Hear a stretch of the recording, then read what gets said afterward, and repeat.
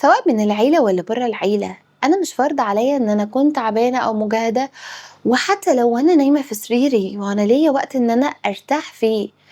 أنا لو نايمة ومريّحة وفجأة أنا باتابع معاك على الفون ميعاد دكتور والّا باقول لك على تفصيلة معيّنة والّا خلّي بالك لأ العلاج ده غلط والّا على فكرة لأ اللي أنت بتعمله دوّة لازم تخلّي بالك من كذا، لازم تتوجه لكذا، كل ده آخد من طاقتي، آخد من وقتي.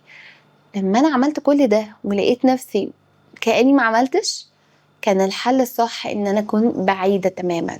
ده الحل اللي أنا شُفت أكتر حاجة مناسبة ليّا إن أبعد عن كل ما يؤذيني، من قريب قبل الغريب، بل بالعكس الأذى النفسي والجسدي بييجي أكتر من كل القريب.